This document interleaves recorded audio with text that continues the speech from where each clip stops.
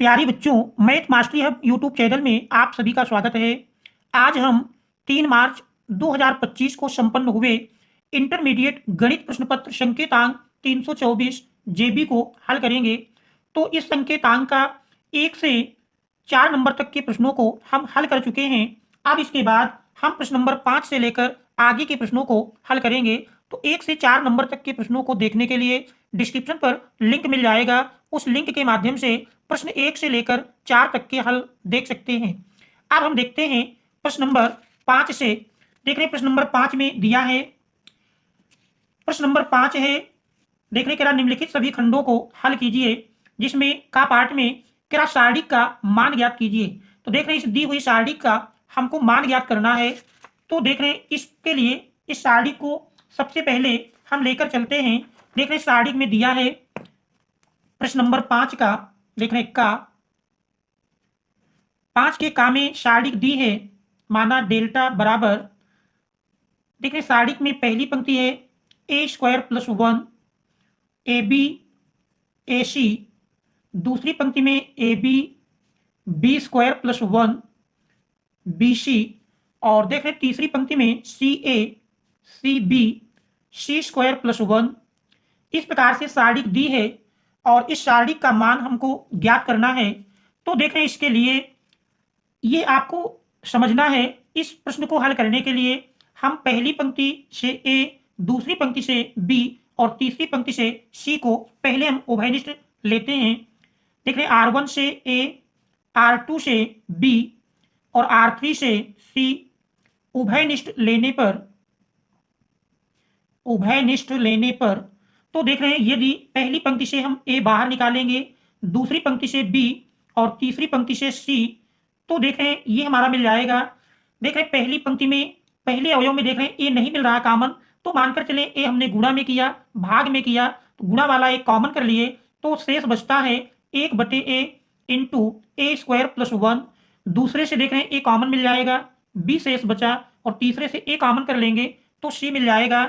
इसके बाद दूसरी पंक्ति से देख रहे हैं बी उभयनिष्ठ लेंगे, ए बी था, बी निकल जाएगा, ए शेष बचा। फिर देख रहे हैं बी स्क्वायर प्लस 1 में बी कॉमन नहीं मिल रहा है, तो इसके लिए बी से गुणा किए, भाग किए, तो गुणा का पद कॉमन मिल जाएगा, भाग का पद बचता है 1/b बी स्क्वायर प्लस 1। इसके बाद देख रहे हैं बी सी से बी कॉमन मिल जाएगा, तो सी शेष बचता है।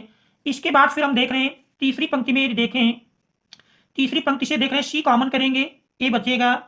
इसके बाद दूसरे अवयव से देख रहे हैं सी कॉमन करने पर बी शेष बचता है, और इस पर देख रहे हैं सी कॉमन नहीं मिल रहा है, तो गुणा भाग करेंगे तो गुणा का पद कॉमन मिल जाएगा, भाग का पद बचता है, तो 1/c सी स्क्वायर प्लस 1। इसके बाद आपको करना क्या है ये ध्यान देंगे। देख रहे हैं ए बी सी जो हमने पहली पंक्ति से ए, दूसरे से बी और तीसरी पंक्ति से सी उभयनिष्ठ लिया है। अब इसके बाद ये प्रक्रिया हमको स्तंभ में कर देना है। R1 में ए से, R2 में बी से, देख रहे इस बार R1 लिए थे, अब कॉलम आप लेकर चलेंगे। पहले कॉलम में ए से R1 नहीं बल्कि C1 में ए से, C2 में बी से तथा C3 में सी से। देख रहे हैं C1 में ए से, C2 में बी से और C3 में सी से गुणा करने पर देखिए यही मान हमारा मिल जाएगा। पहले कॉलम में हम ए से गुणा करेंगे, तो देख रहे हैं ए से गुणा करेंगे तो ए ऊपर नीचे से कट जाएगा, ए स्क्वायर प्लस 1 बचता है। देख रहे हैं ए से गुणा होगा ए स्क्वायर, फिर इसमें ए से गुणा होगा ए स्क्वायर। आप देख रहे हैं दूसरे स्तंभ में बी से, यहाँ पर देख रहे हैं जो ए है, इस ए का प्रयोग हमने पहले स्तंभ में गुणा कर दिया, बी दूसरे स्तंभ में और सी तीसरे स्तंभ में, तो यही मान हमारा मिल जाएगा बी स्क्वायर। फिर देख रहे हैं इस अवयव में बी से गुणा करेंगे, ऊपर नीचे से कट जाएगा, बी स्क्वायर प्लस 1। फिर देख रहे हैं बी से गुणा होगा बी स्क्वायर, और इसके बाद तीसरे स्तंभ में यदि आप देखें तो देख रहे हैं सी से गुणा होगा सी स्क्वायर, फिर सी स्क्वायर, और यहाँ पर सी से गुणा करेंगे, सी से कट करके सी स्क्वायर प्लस 1 बचता है। अब देख रहे हैं यदि हम C1 plus C2 plus C3 की क्रिया करें, अर्थात पहले स्तंभ में दूसरे और तीसरे को जोड़ना है, C1 के स्थान पर लिखेंगे C1 plus C2 plus C3, तो देख रहे हैं यही बराबर मिल जाएगा C1 के स्थान पर हम तीनों स्तंभों को जोड़कर लिखेंगे तो देख रहे हैं 1 plus A square plus B square plus C square. इसी प्रकार देख रहे हैं A square plus B square plus C square plus 1, 1 plus A square plus B square plus C square. देख रहे हैं तीसरे में भी A square plus B square plus C square plus 1। क्रम से लिख लेते हैं A square 1 plus A square plus B square plus C square. इसके बाद दूसरा और तीसरा स्तंभ वैसे लिख देंगे। तो देख रहे हैं बी स्क्वायर प्लस 1 और बी स्क्वायर। देख रहे हैं तीसरे स्तंभ में सी स्क्वायर प्लस 1। पहले स्तंभ से देख रहे हैं तीनों समान है अवयव, तो पहले स्तंभ से अर्थात C1 से 1 plus A square plus B square plus C square उभयनिष्ठ लेने पर तो देख रहे हैं पहले स्तंभ से यदि हम कॉमन कर लेंगे तो फिर ये हमारा मिल जाएगा 1 plus A square plus B square plus C square into. देखिए पहले अवयव से कॉमन कर लेने के पश्चात एक एक बचेगा। इसके बाद B square plus 1 B square, फिर देख रहे हैं सी स्क्वायर प्लस 1। आप देख रहे हैं पहले स्तंभ के तीनों अवयव समान हैं, तो यदि हम देख रहे हैं R2 से R1 घटा दें और R3 से R2 घटा दें, R2 माइनस R1 और R3 माइनस R2, देख रहे हैं ये क्रिया करते हैं तो फिर यही बराबर हमारा मिल जाएगा 1 plus A square plus B square plus C square into देख रहे हैं 1 बी स्क्वायर सी स्क्वायर। अब हम R2 से R1 घटाएंगे, 1 से 1 घटाएंगे, 0 मिल जाएगा। B square plus 1 minus B square, देख रहे हैं बी स्क्वायर कट करके 1 मिलेगा। C square minus C square 0 आ जाएगा। इसी प्रकार तीसरे से दूसरा घटाएंगे, 1 माइनस 1 0, बी स्क्वायर माइनस 1 बचता है। फिर देख रहे हैं सी square plus 1 minus C square cut करके 1 मिल जाएगा। अब हम पहले स्तंभ को लेकर प्रसार कर देंगे। C1 को लेकर प्रसार करने पर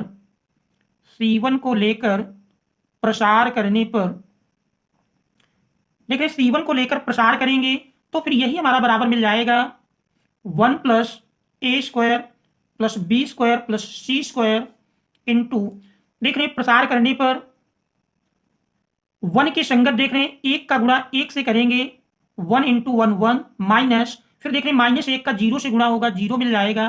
तो 1 माइनस 0 बराबर 1 से गुणा करेंगे तो 1 plus A square plus B square plus C square. तो यही इस दी हुई सारणी का मान होगा। तो यही हमारे इस प्रश्न का आंसर हो जाएगा।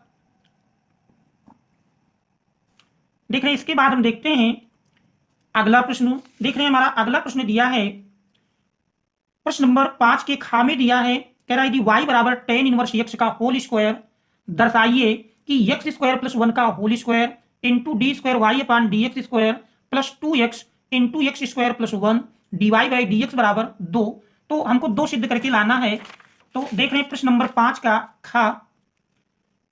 का खा देख रहे दिया है y बराबर tan इनवर्स x का होल स्क्वायर। देख रहे हैं x के सापेक्ष यदि अवकलन कर लिया जाए, x के सापेक्ष अवकलन करने पर x के सापेक्ष अवकलन करने पर देख रहे हैं x के सापेक्ष अवकलन करेंगे तो y का अवकल गुणांक dy अपान dx बराबर देख रहे हैं x की घात n का सूत्र लगेगा, घात पहले आएगी फिर घात से 1 घटाएंगे तो 2 tan इनवर्स x इंटू इसके बाद tan इनवर्स x का अवकल गुणांक करेंगे तो जानते हैं 1 अपान 1 प्लस एक्स स्क्वायर। आप देख रहे हैं 1 प्लस एक्स स्क्वायर भाग में है, पक्षांतर करेंगे गुणा में मिल जाएगा तो 1 plus x square into d y upon D x बराबर 2 tan इनवर्स एक्स। आप देख रहे हैं चूंकि हमको सिद्ध करने में द्वितीय अवकलज दिया है इसलिए इसका पुनः x के सापेक्ष अवकलन करने पर पुनः x के सापेक्ष अवकलन करने पर देख रहे पुनः x के सापेक्ष अवकलन करेंगे तो देख रहे लेफ्ट साइड में 2 फलन हैं, 2 फलन के गुणन का सूत्र लगाएंगे, पहला फलन इंटू दूसरे का अवकल गुणांक देख रहे D y by D x का अवकल गुणांक D square y upon D x square plus दूसरा फलन अर्थात D y upon D x into पहले का अवकल गुणांक देख रहे हैं 1 प्लस एक्स स्क्वायर का करेंगे 1 का 0, एक्स स्क्वायर का 2x बराबर 2 देख रहे हैं अचर है, और टेन इनवर्स एक्स का अवकल गुणांक 1/1 प्लस एक्स स्क्वायर। देख रहे हैं 1 प्लस एक्स स्क्वायर को यदि पक्षांतर कर दें, भाग में है गुणा में मिलेगा, तो देख रहे हैं यही बराबर मिल जाएगा 1 plus x square into 1 plus x square whole square बन जाएगा into D square y upon D x square plus 2x into देख रहे हैं x square plus 1 D y by D x बराबर 2 एक कम 2। देख रहे हैं यही हमको इसमें सिद्ध करना है। देख रहे हैं प्रश्न में दिया है कि एक्स स्क्वायर प्लस 1 का whole square D square y upon D x square plus 2x into x square plus 1 D y by D x बराबर 2। देख रहे हैं यही हमारा प्राप्त होता है, तो यही हमको सिद्ध करके लाना था। देख रहे हैं इस प्रकार से प्रश्न को सिद्ध कर लेते हैं, प्रूव्ड। इसके बाद हम देखते हैं प्रश्न नंबर 5 के गा भाग को। देख रहे हैं 5 के गा में दिया है कि रेखाएं जिनके सदिश समीकरण vector r equal to i cap plus 2 j cap plus 3 k cap plus lambda into i cap minus 3 j cap plus 2 k cap और वेक्टर आर इक्वल टू देख रहे हैं 4 i cap plus 5 j cap plus 6 k cap plus mu into 2 i cap plus 3 j cap plus k cap है के बीच की न्यूनतम दूरी ज्ञात कीजिए। तो देख रहे हैं इन दो रेखाओं के बीच की हमको न्यूनतम दूरी ज्ञात करना है। तो देख रहे हैं रेखाओं के समीकरण दिए हैं प्रश्न नंबर 5 का गा। देख रहे हैं प्रश्न नंबर 5 के गा में दो रेखाओं के समीकरण हैं, जिसमें देख रहे हैं पहली रेखा का समीकरण दिया है। इसमें देख रहे हैं पहली रेखा है vector r equal to i cap plus 2 j cap plus 3 k cap plus lambda into देख रहे हैं i cap minus 3 j cap plus 2 k cap plus 2 k cap. देख रहे हैं एक रेखा का समीकरण ये है, और दूसरी रेखा का समीकरण दिया है वेक्टर आर इक्वल टू देख रहे हैं 4 i cap plus 5 j cap plus 6 k cap plus mu into 2 i cap plus 3 j cap plus k cap. तो देख रहे हैं दो रेखाओं के समीकरण दिए हैं। अब इन दो रेखाओं के बीच की न्यूनतम दूरी का मान हमको ज्ञात करना है। तो इसके लिए सबसे पहले हम रेखाओं की मानक समीकरण से तुलना कर लेंगे। तो vector r equal to vector a1 plus lambda into vector b1 तथा vector r equal to vector a2 plus mu into vector v2 से तुलना करने पर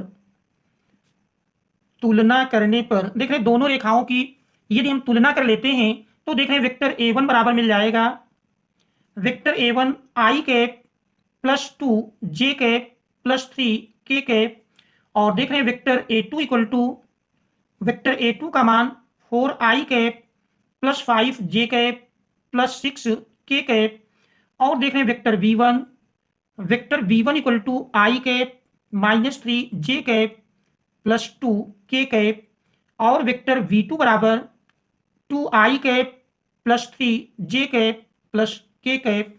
तो देख रहे हैं तुलना करने पर चार सदिश मिल जाते हैं। दो रेखाओं के बीच की न्यूनतम दूरी का फार्मूला हम जानते हैं।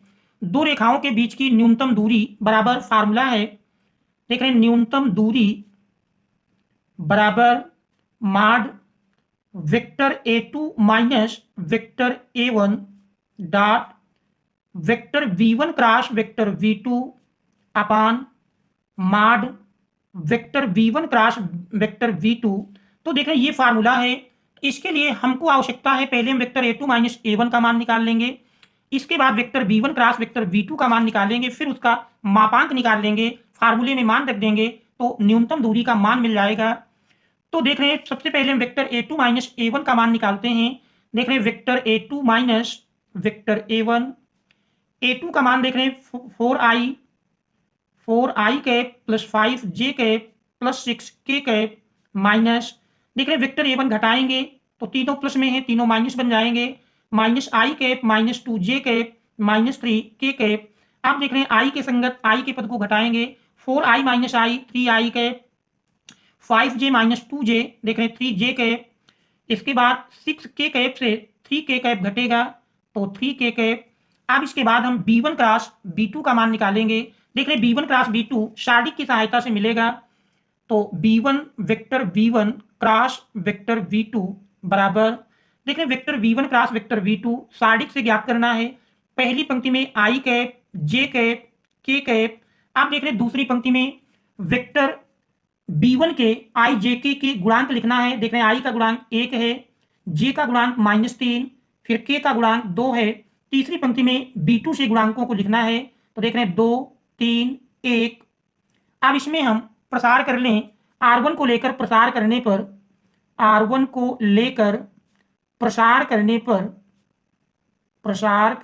देख रहे प्रसार करेंगे तो यही बराबर मिल जाएगा i कैप इंटू, देख रहे -3, 1 का गुणनफल -3, बीच में माइनस मिलेगा, 3 Dunai 6, minus j cap into, देख रहे हैं 1 में 1 से गुणा किए 1 मिल जाएगा, -2 Dunai 4, plus k cap into, देख रहे हैं 1 3 का गुणनफल 3 मिल जाएगा, -2 -3 का गुणा, देख रहे हैं -6, माइनस माइनस प्लस बन जाएगा।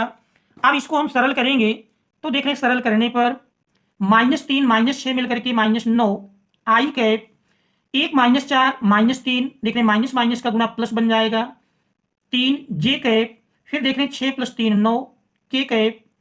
अब इसके बाद इसका हम मापांक निकाल लेंगे तो देख रहे हैं माड vector v1 cross vector v2, देख रहे हैं बराबर मिलेगा √ i के गुणांक का स्क्वायर -9 का स्क्वायर प्लस j के गुणांक का स्क्वायर प्लस k के गुणांक का स्क्वायर। सरल कर लेंगे, देख रहे हैं -9 का स्क्वायर 81, 3 का स्क्वायर 9, 9 का स्क्वायर 81। तो इस प्रकार से देख रहे हैं 81, 9, 90 और 90 में 81 और जोड़ देंगे तो देख रहे हैं यही बराबर मिल जाएगा 1 और 8 दुनाई 16, 1 17, 171। तो इस प्रकार से देख रहे हैं मानों को फार्मूले में यदि रखें, आता है न्यूनतम दूरी बराबर, देख रहे हैं न्यूनतम दूरी बराबर माड, देख रहे हैं वेक्टर a2 - a1 मिला है 3i cap + 3 j cap + 3 k cap dot, देख रहे हैं minus vector b1 cross vector v2 का मान मिला है -9 i cap + 3 j cap + 9 k cap upon, मापांक देख रहे हैं √171 मिला है। अब इसको हम सरल कर लेते हैं, अंश में देख रहे हैं डॉट प्रोडक्ट कर देंगे तो यही बराबर मिलेगा, देख रहे हैं डॉट प्रोडक्ट में माड i का गुणांक के साथ i के गुणांक का करेंगे, 3 - 9 का गुणनफल -9 × 3 = 27, फिर देख रहे हैं 3 और 3 का गुणा करेंगे, 3 × 9, फिर 3 9 27 बटे, देख रहे हैं √171, 19 9 171, 9 का वर्गमूल, 3 बाहर कर लेते हैं, 3 √19, देख रहे हैं 27 प्लस माइनस कट जाएगा तो यही बराबर देख रहे हैं 9 बटे 3 √19, 3 से 9 काट देंगे, देख रहे हैं 3 × 9। तो इस प्रकार से न्यूनतम दूरी बराबर आता है, न्यूनतम दूरी बराबर 3 बटे √19 मात्रक या इकाई। तो ये हमारे इस दिए हुए प्रश्न का आंसर होगा। इसके बाद हम देखते हैं अगले प्रश्न को, देख रहे हैं प्रश्न नंबर 5 का घा दिया है। 5 की घा में क्या सिद्ध कीजिए tan inverse √1 + x minus √1 - x upon √1 + x plus √1 - x बराबर π/4 - हाफ cos इनवर्स x, जहां कह रहा है x की वैल्यू -1/√2 से बड़ी है या उसके बराबर है तथा 1 से छोटी या उसके बराबर है, तो ये मान दिया हुआ है। इसके लिए देखते हैं प्रश्न नंबर 5 के घा को, देख रहे हैं प्रश्न नंबर 5 के घा में दिया है, प्रश्न नंबर 5 का घा, देख रहे प्रश्न है tan inverse √1 + x minus √1 - x upon √1 + x plus √1 - x बराबर, सिद्ध करके देख रहे हैं हमको लाना है π/4 minus half cos inverse x। तो ये इसमें हमको सिद्ध करके लाना है। तो देख रहे हैं इस दिए हुए प्रश्न में, ये प्रश्न की लेफ्ट हैंड साइड है, देख रहे हैं x बराबर cos 2 थीटा यदि रख दिया जाए तो x बराबर cos 2 थीटा रखने पर, तो x बराबर cos 2 थीटा रखेंगे तो देख रहे हैं यही मान हमारा मिल जाएगा बराबर tan inverse under root 1 plus cos 2 theta minus under root 1 minus cos 2 theta upon under root 1 plus cos 2 theta plus under root 1 minus cos 2 theta. आप देख रहे हैं यहां पर हमको कास 2 थीटा के ऐसे मान रखना है जिससे 1 कैंसिल हो जाए। तो देख रहे हैं यही बराबर मिल जाएगा टेन इनवर्स अंडर रूट देख रहे हैं 1 plus 2 cos square theta minus 1 minus under root 1 minus देख रहे हैं कास 2 थीटा का मान साइन के पद में रखेंगे तो 1 कैंसिल होगा, तो 1 माइनस 2 साइन स्क्वायर थीटा। इसी प्रकार हर में रखेंगे, देख रहे हैं हर में केवल माइनस की जगह प्लस हो गया है, तो देख रहे हैं इसको सरल करके हम सीधे लिख देते हैं। तो देख रहे हैं इसको सरल करेंगे, एक एक कटेगा, तो देख रहे हैं 2 को अंडर रूट 2 के रूप में और कास स्क्वायर का वर्गमूल देख रहे हैं कॉस थीटा मिल जाएगा माइनस देख रहे हैं यहाँ प्लस है प्लस मिला। इसके बाद ब्रैकेट हटाएंगे, देख रहे हैं एक एक कटेगा, माइनस माइनस प्लस हुआ, 2 अंडर रूट में है और 2 घात का वर्गमूल 1 घात साइन थीटा के रूप में मिल जाएगा।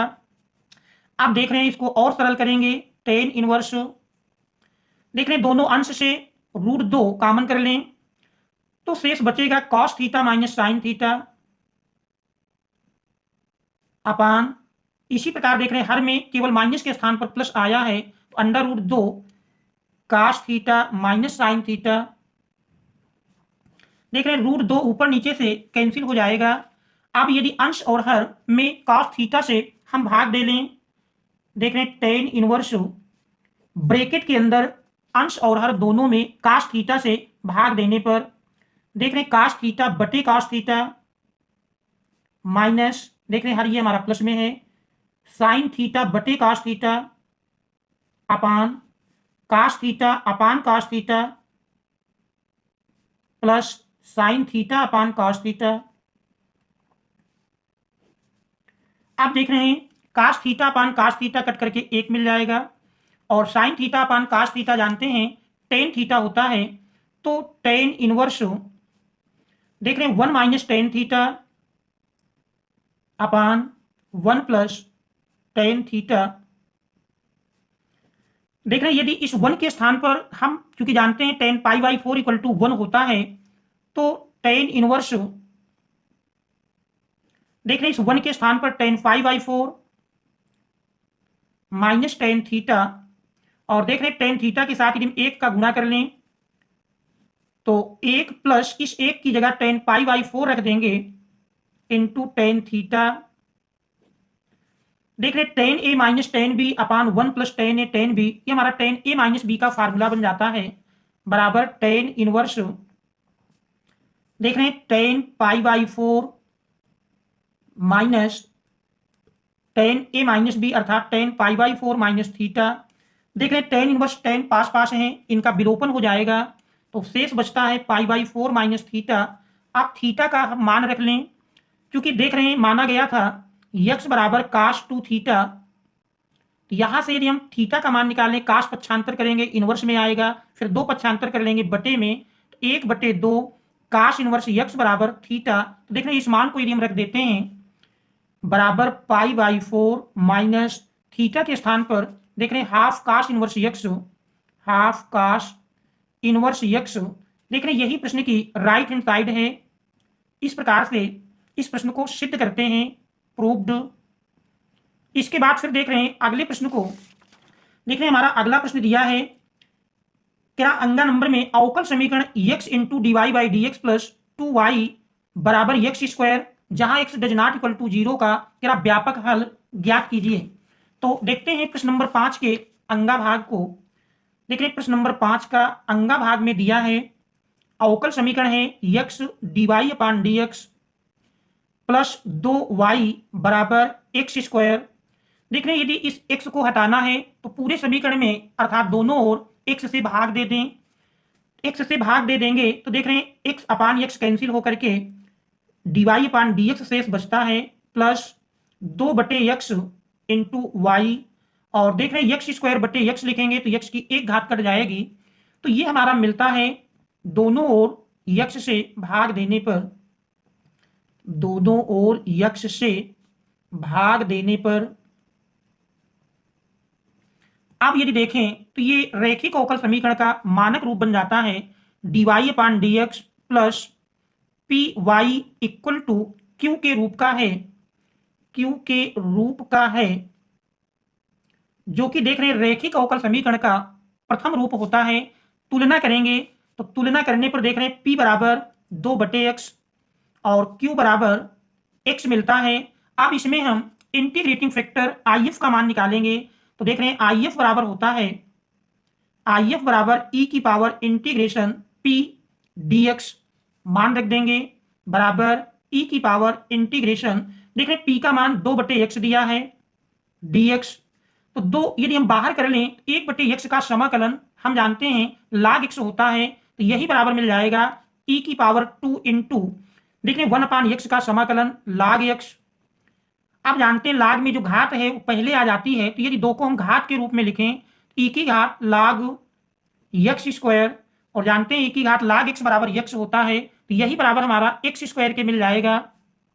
आप देख रहे हैं व्यापक हल लिखेंगे तो व्यापक हल लिखने के लिए हम जानते हैं व्यापक हल बराबर मिलेगा y into I F equal to integration q into I F d x plus constant c। देख रहे हैं इसमें मान रख देंगे तो y इंटू आई एफ का मान देख रहे हैं एक्स स्क्वायर मिला है बराबर इंटीग्रेशन q देख रहे हैं q का मान x मिला है into I F x square है dx प्लस कांस्टेंट c।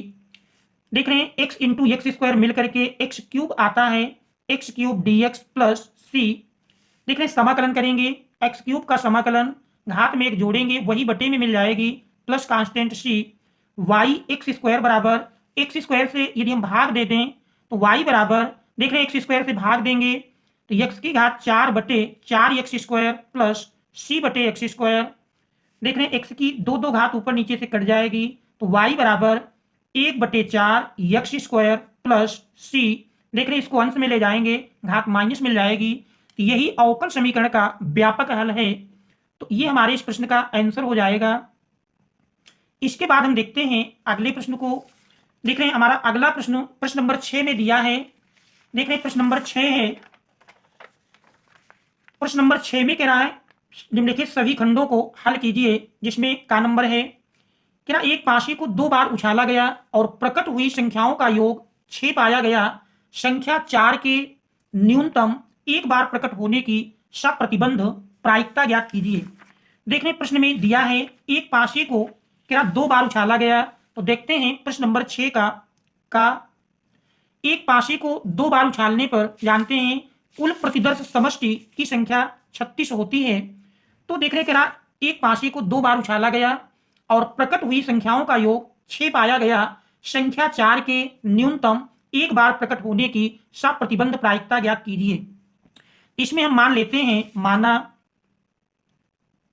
देखिए जो ज्ञात करना है उसको हम सबसे पहले मान लेते हैं माना ए बराबर, देख रहे हैं माना ए बराबर ज्ञात करना है संख्या 4 के न्यूनतम एक बार प्रकट होने की प्रायिकता। तो माना ए बराबर संख्या 4 के एक बार प्रकट होने की घटना। इसके बाद जो पहले से ज्ञात है उसको हम बी बराबर मान लें।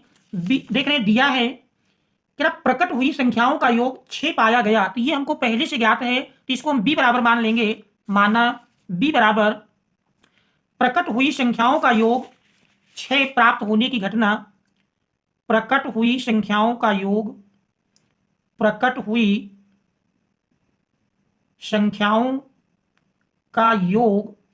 6 होने की घटना। देख रहे हैं अब इसमें यदि हम ए बराबर लिखें तो ए के अवयवों की संख्या देख रहे हैं मिलेगी क्या संख्या 4 के एक बार प्रकट होने की घटना। देख रहे दिया है संख्या 4 के न्यूनतम एक बार प्रकट होने की घटना की बात कह रहा है। संख्या 4 के न्यूनतम एक बार मतलब एक बार से कम नहीं होगी, एक से अधिक हो सकती है। इस प्रकार से देखेंगे तो उन 36 युग्मों में 4 कम से कम एक बार होना चाहिए। तो देख रहे हैं पहली पंक्ति से 1 4 मिल जाएगा, दूसरे से देखेंगे 2 4, फिर 3 4, इसके बाद 4 की पंक्ति में देखेंगे तो 4 1, 4 2, 4 3, 4 4, 4 5 और 4 6। इसके बाद पांचवी पंक्ति में देखेंगे 5, 4 और छठवीं पंक्ति से 6 4।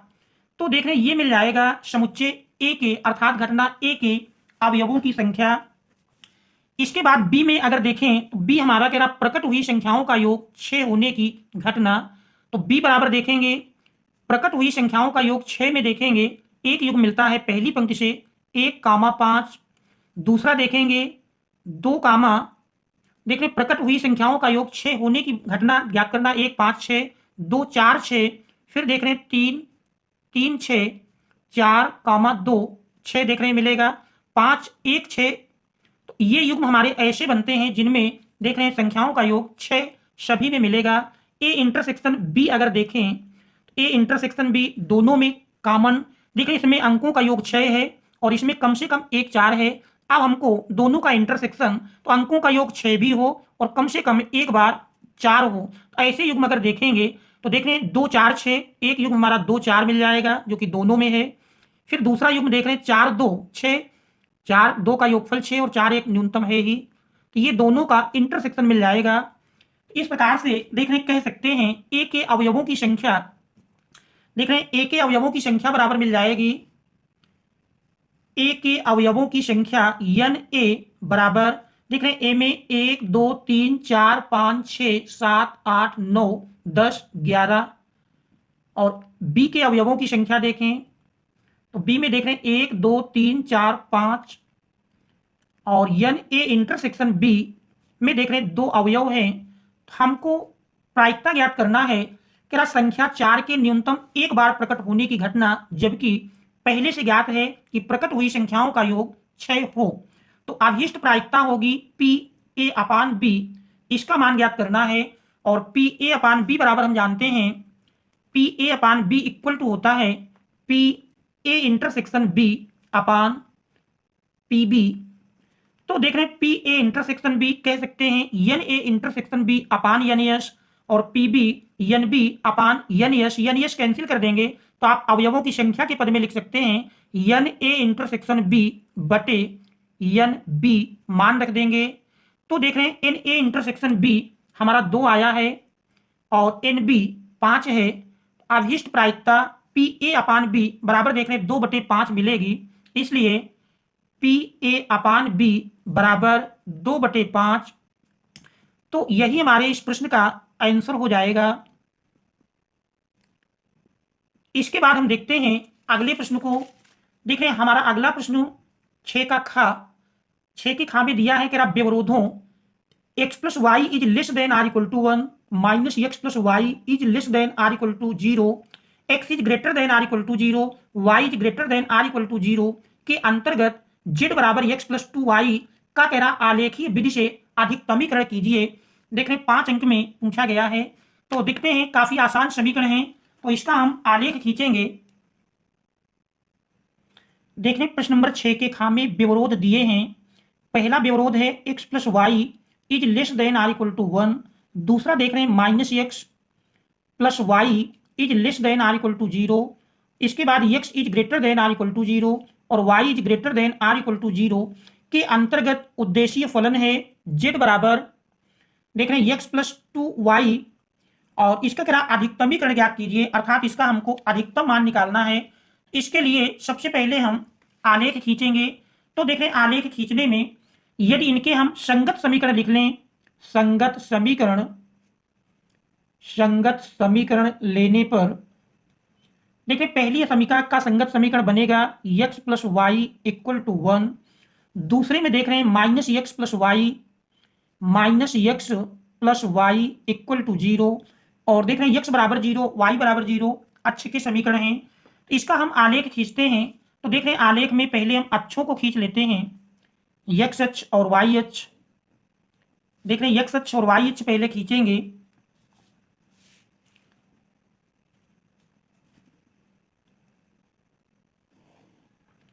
और इसके पश्चात देख रहे हैं इसमें हम बिंदुओं का अंकन कर दें 1-1 सेंटीमीटर पर बिंदु ले लेते हैं।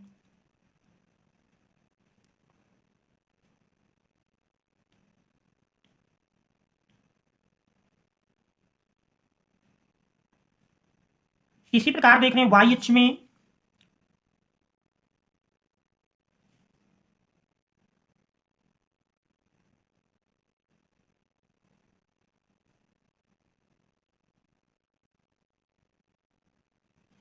अब देख रहे हैं पहली असमिका के संगत समीकरण का यदि हम ग्राफ खींचे तो x प्लस वाई बराबर 1 अर्थात x अक्ष को जहां काटेगा y बराबर 0 करेंगे तो x बराबर 1 मिल जाएगा, और y अक्ष को जहां काटता है वहां x बराबर 0 करेंगे तो y बराबर 1 मिल जाएगा। देख रहे हैं इसमें पैमाना थोड़ा बड़ा कर लेते हैं। इनमें देख रहे हैं दो बिंदुओं पर हम 1 लिखते हैं, 1 2 3 4 5। इसी प्रकार y अक्ष में देख रहे हैं 1 2 3। आप देख रहे हैं पहले संगत समीकरण में x अक्ष को जहां काटेगा y बराबर 0 करेंगे तो x बराबर 1 मिल जाएगा। देख रहे हैं यह बिंदु है, और y अक्ष को जहां काटेगा x 0 करते हैं तो y बराबर 1।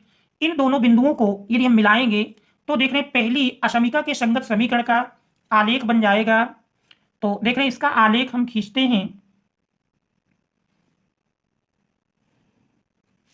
इसके बाद फिर देखते हैं दूसरे में माइनस एक्स प्लस वाई बराबर 0 या x बराबर वाई। x बराबर वाई देख रहे हैं 0 रखते हैं तो 0 बराबर 0, तो एक बिंदु हमारा मूल बिंदु मिल जाएगा। देख रहे हैं मूल बिंदु x अक्ष की दिशा है और ऊपर की ओर देख रहे हैं y अक्ष की दिशा है, तो एक तो हमारा मूल बिंदु मिलता है। दूसरा देख रहे हैं अगर x बराबर, चूंकि y बराबर x है, x बराबर 2 लेंगे तो y बराबर 2 मिल जाएगा, x बराबर 5 लेंगे तो y बराबर भी 5 मिलेगा। तो हम एक एक लेकर के ही देख रहे हैं x अक्ष में एक की सीध में और y अक्ष में भी एक की सीध में, इस प्रकार से देख रहे हैं ये अभीष्ट बिंदु मिलेगा। इन दोनों बिंदुओं से होता हुआ यदि हम आलेख खींचें तो देख रहे हैं इसका आलेख इस प्रकार से बन जाएगा।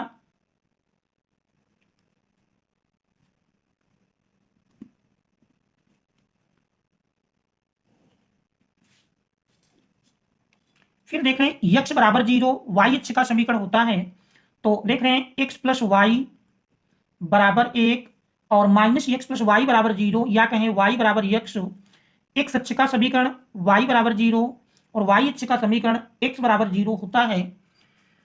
तो इसमें देख रहे हैं अब हम देखेंगे कि उभयनिष्ठ क्षेत्र कौन सा आता है। देख रहे हैं पहली समीकरण में यदि हम मूल बिंदु रखते हैं, देख रहे हैं एक्स वाई की जगह 0 0 रखेंगे तो 0 प्लस 0 0 इज लेस देन 1 देख रहे हैं सत्य है, अर्थात इस रेखा के मूल बिंदु की ओर का भाग छायांकित भाग होगा। देख रहे हैं इस रेखा के इस साइड का भाग। अब देख रहे हैं दूसरा जो हमारा y बराबर x का ग्राफ है, तो ये तो देख रहे हैं ऑलरेडी मूल बिंदु से होकर जा रहा है। यदि इसमें हम इस बिंदु को रख करके जांच करें 1,0, देख रहे हैं x की जगह 1 y की जगह 0 रखेंगे तो देख रहे हैं -1 प्लस y की जगह 0, तो -1 प्लस 0 अर्थात -1 is less than r equal to 0 देख रहे हैं सत्य है। इसका अर्थ हुआ इस रेखा के बिंदु 1 0 की तरफ को संतुष्ट करता है, इसलिए अभीष्ट छायांकित भाग देख रहे हैं ये हमारा मिल जाएगा, ये उभयनिष्ठ छायांकित भाग होगा। देख रहे हैं इसमें हमारे 3 कोणीय बिंदु मिल जाते हैं, जिसमें पहला कोणीय बिंदु मूल बिंदु 0 0 है, दूसरा देख रहे हैं 1 0, और यदि हम इस तीसरे बिंदु को ओ ए इस बिंदु का नाम बी दे देते हैं और देख रहे हैं इस बी का निर्देशांक यदि देखें तो इस बी का निर्देशांक यदि हम निकालें तो देख रहे हैं इस निकालने की प्रक्रिया आप सीधे अलग कर सकते हैं। y बराबर x देख रहे हैं y बराबर x इस समीकरण में रखेंगे y की जगह x, तो x प्लस x 2x बराबर 1, तो x बराबर 1/2 मिल जाएगा। तो देख रहे हैं भुज 1/2 और चूंकि x बराबर y है तो y का मान भी 1/2 मिल जाएगा। तो देख रहे हैं b के निर्देशांक 1/2 मिल जाते हैं। इस प्रकार से देख रहे हैं अब इसकी हम टेबल यदि बनाएं तो हमको 3 कोणीय बिंदु मिलते हैं। पहला कॉलम कोणीय बिंदु का होगा, देख रहे हैं कोणीय बिंदु, जिसमें कोणीय बिंदु देख रहे हैं पहला मूल बिंदु O जिसके निर्देशांक 0 0 हैं, दूसरा A जिसका निर्देशांक 1,0, तीसरा B जिसका निर्देशांक 1/2, 1/2 है। अब देख रहे हैं जो हमारा उद्देशीय फलन है, उद्देशीय फलन दिया है z बराबर देख रहे हैं x प्लस 2y, ये हमारा उद्देशीय फलन है। देख रहे हैं उद्देशीय फलन, इसमें हम बिंदुओं को रख करके देख रहे हैं जांच करेंगे। x y की जगह 0 0 रखते हैं तो देख रहे हैं z का मान 0 मिल जाएगा। अब यदि 1 0 रखकर देखें x की जगह 1 y की जगह 0 तो देख रहे हैं बराबर 1 के मिलेगा। 1/2 1/2 रखेंगे तो देख रहे हैं 1/2 प्लस 2 गुणे 1/2, 2 कट करके तो देख रहे हैं 1 + 1 = 2 मिल जाता है। इससे स्पष्ट हो गया कि देख रहे हैं बिंदु बी 1/2 पर ये हमारा अधिकतम मान प्राप्त होता है। अधिकतम मान अतः देख रहे हैं अतः बिंदु 1/2, 1/2 पर अधिकतम मान है, अधिकतम मान है। यही हमको इसमें ज्ञात करना था। ये हमारे इस प्रश्न का आंसर हो जाएगा। इसके बाद फिर हम देखते हैं अगले प्रश्न को। देख रहे हैं प्रश्न नंबर 6 के गा में दिया है, क्या उस समांतर चतुर्भुज का क्षेत्रफल ज्ञात कीजिए जिसके विकर्ण देख रहे हैं विकर्ण vector a = 3i cap + j cap - 2k cap तथा vector b = i cap - 3j cap + 4k cap हैं। तो हमको समांतर चतुर्भुज का क्षेत्रफल ज्ञात करना है जिसमें देख रहे हैं विकर्ण दिए हैं। प्रश्न नंबर 6 का गा, एक विकर्ण की माप देख रहे हैं दी है, वेक्टर a बराबर देख रहे हैं 3i cap + j cap - 2k cap, vector a बराबर 3i cap + j cap - 2k cap और वेक्टर b बराबर दिया है i cap - 3j cap + 4k cap. तो देख रहे हैं समांतर चतुर्भुज के दोनों विकर्ण हैं, क्षेत्रफल ज्ञात करना है। समांतर चतुर्भुज का क्षेत्रफल बराबर हम जानते हैं, समांतर चतुर्भुज का क्षेत्रफल, समांतर चतुर्भुज का क्षेत्रफल बराबर 1/2 माड देख रहे हैं vector a cross vector b। तो ये हमारा फार्मूला है। अब इसमें हम सबसे पहले vector a cross vector b का मान निकालेंगे। तो देख रहे हैं vector a cross vector b शार्डिक की सहायता से ज्ञात किया जाता है। Vector a cross vector b बराबर देख रहे हैं पहली पंक्ति में i cap j cap k cap और दूसरी पंक्ति में वेक्टर a से गुणांकों को लिखना है 3 1 -2 देख रहे हैं तीसरी पंक्ति में 1 -3 4। अब देख रहे हैं इसको सरल कर लेंगे तो r1 को लेकर प्रसार करने पर, r1 को लेकर प्रसार करने पर तो देख रहे हैं vector a cross vector b बराबर i कैप इंटू देख रहे हैं i के संगत 1 4 का गुणनफल 4 -3 -2 का गुणा करेंगे 3 दूनी 6 minus j cap into j cap के संगत देख रहे हैं 3 4 का गुणा किए 12 माइनस 1 -2 का गुणा -2 तो माइनस माइनस प्लस बन जाता है प्लस k कैप इंटू देख रहे k कैप के संगत 3 - 3 का गुणा -9 माइनस 1 1 का गुणनफल 1 सरल कर लेंगे 4 - 6 -2 तो -2 i कैप फिर देख रहे हैं 12 + 2 14 -14 j कैप फिर देख रहे हैं -9 -1 -10 k कैप। तो ये हमारा वेक्टर a क्रॉस b मिल जाता है। अब यदि हम इसका मापांक निकाल लें देख रहे हैं under root mod a cross b equal to under root -2 का स्क्वायर प्लस -14 का स्क्वायर प्लस -10 का स्क्वायर सरल करेंगे -2 का स्क्वायर 4 -14 का स्क्वायर 196 -10 का स्क्वायर 100। तो देख रहे हैं 196 4 200 प्लस 100 300 देख रहे हैं 100 गुणे 3 100 का वर्गमूल 10 मिल जाएगा तो 10 अंडर रूट 3। तो देख रहे हैं मॉड a क्रॉस b बराबर 10 रूट 3 मिलता है। अतः कह सकते हैं समांतर चतुर्भुज का क्षेत्रफल, इसलिए समांतर चतुर्भुज का क्षेत्रफल बराबर देख रहे हैं मान रखेंगे 1/2 और mod a cross b 10 under root 3 वर्ग इकाई सरल करेंगे 2 पंचे 10 तो देख रहे हैं 5 अंडर रूट 3 वर्ग इकाई। तो ये समांतर चतुर्भुज का क्षेत्रफल होगा और यही हमारे इस प्रश्न का आंसर हो जाएगा। देख रहे हैं इसके बाद हम देखते हैं अगले प्रश्न को। देख रहे हैं प्रश्न नंबर 6 के घ में दिया है, करा यदि दो इकाई सदिशों a कैप और b कैप के बीच का कोण थीटा हो तो सिद्ध कीजिए कि sine θ/2 equal to half mod a cap minus b cap. तो देख रहे हैं ये हमको इसमें सिद्ध करके लाना है। देख रहे हैं दिया है करा दो इकाई सदिशों a कैप और b कैप। प्रश्न नंबर 6 का घ देख रहे हैं a कैप और b कैप दो इकाई सदिश हैं, क्योंकि ए कैप और बी कैप इकाई सदिश हैं, इसलिए mod A cap equal to mod B cap equal to 1, क्योंकि इकाई सदिश का मापांक 1 के बराबर होता है। अब हम जानते हैं वेक्टर का वर्ग बराबर उसके मापांक का वर्ग होता है। तो यदि हम इस फार्मूले का प्रयोग करें, चूंकि हमको सिद्ध करके देखने लाना है, साइन थीटा बाई 2 बराबर half mod A cap minus B cap. तो इस प्रकार से देख रहे हैं वेक्टर का वर्ग बराबर उसके मापांक का वर्ग। तो vector A cap minus vector B cap का होल स्क्वायर बराबर होगा इसके मापांक का स्क्वायर, अर्थात vector A cap minus vector B cap का होल स्क्वायर। आप देख रहे हैं A cap minus B cap के होल स्क्वायर को यदि हम फार्मूले से तोड़ें तो यही मिल जाएगा वेक्टर ए कैप का square plus vector B cap का square minus 2 vector A cap dot vector B cap बराबर mod A cap minus B cap का होल स्क्वायर।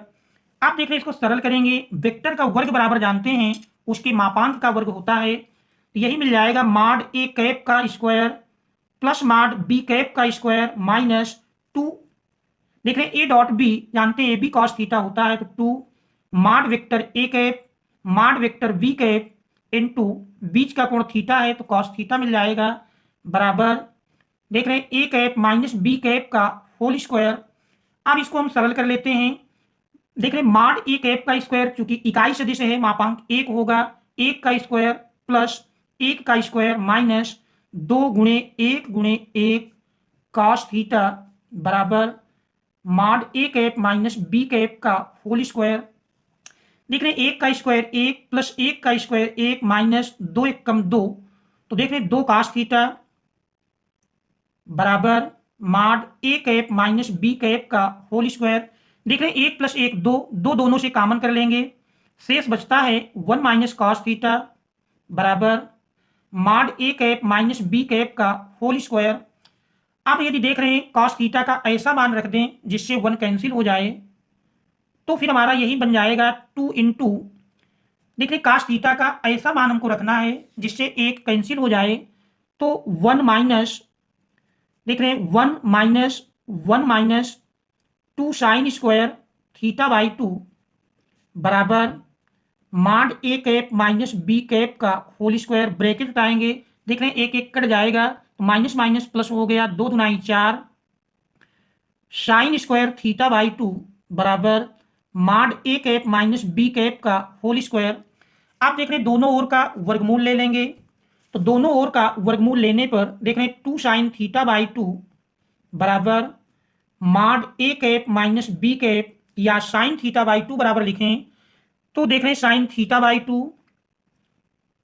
बराबर 2 पक्षांतर कर लेंगे बटे के रूप में आ जाएगा, तो हाफ ए कैप माइनस बी कैप। देख रहे हैं यही हमको इसमें सिद्ध करके लाना था, इस प्रकार से प्रश्न सिद्ध होता है, देख रहे हैं प्रूव्ड। इसके बाद यदि हम अगला प्रश्न देखें, देख रहे हैं हमारा अगला प्रश्न दिया है क्या एक पाइप से रेत 12 सेंटीमीटर क्यूब प्रति सेकंड की दर से गिर रही है।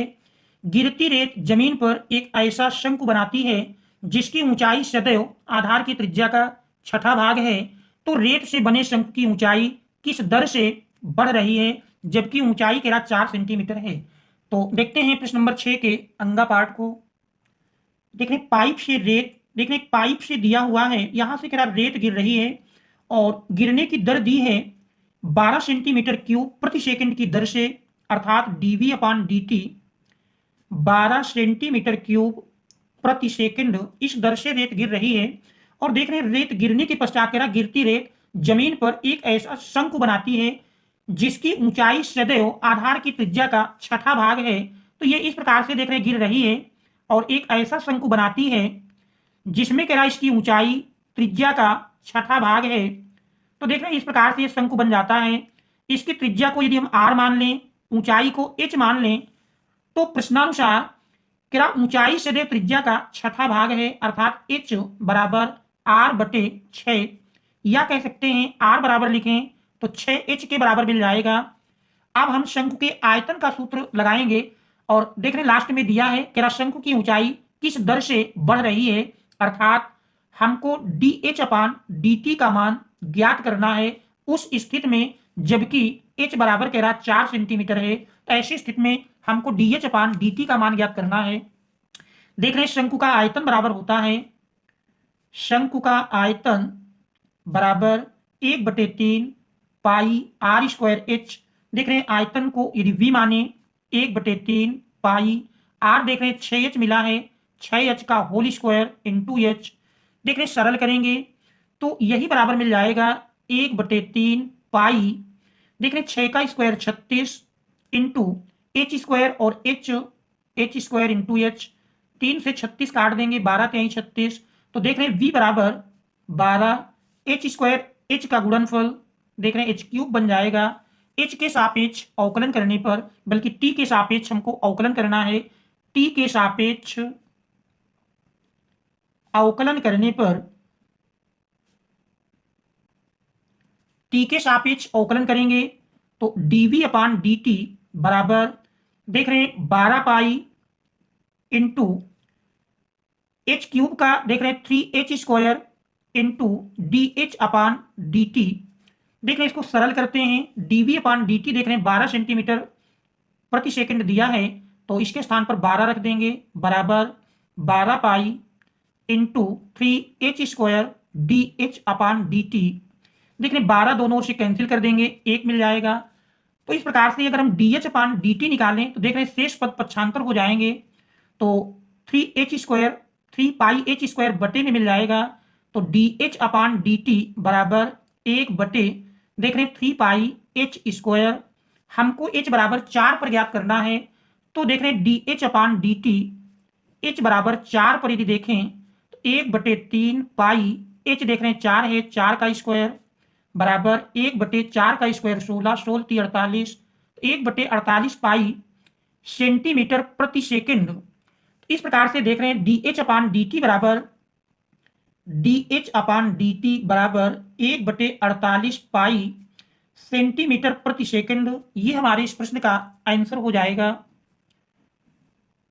इसके बाद हम देखते हैं अगले प्रश्न को। देख रहे हैं हमारा अगला प्रश्न दिया है, देख रहे हैं अगला प्रश्न है, देख रहे हैं 7वां प्रश्न दिया है। देख रहे हैं 7वें प्रश्न में निम्नलिखित में से किसी एक खंड को हल कीजिए। देख रहे हैं यहां से हमारा लॉन्ग क्वेश्चन 8 अंक में प्रारंभ होता है, जिसमें का भाग में निम्नलिखित समीकरण निकाय को आव्यूह विधि से हल कीजिए। देख रहे हैं 3 समीकरण दिए हैं। प्रश्न नंबर 7 का देख रहे हैं प्रश्न नंबर 7 का आव्यूह के 3 समीकरण दिए हैं। पहला समीकरण है 2x + y + z बराबर 1। दूसरा समीकरण देख रहे हैं x minus 2x minus 2y minus z बराबर 3/2। और देख रहे हैं तीसरा समीकरण है 3y माइनस 5z बराबर 9। इन समीकरणों को आव्यूह विधि से हमको हल करना है। देख रहे हैं सबसे पहले दिए गए समीकरणों को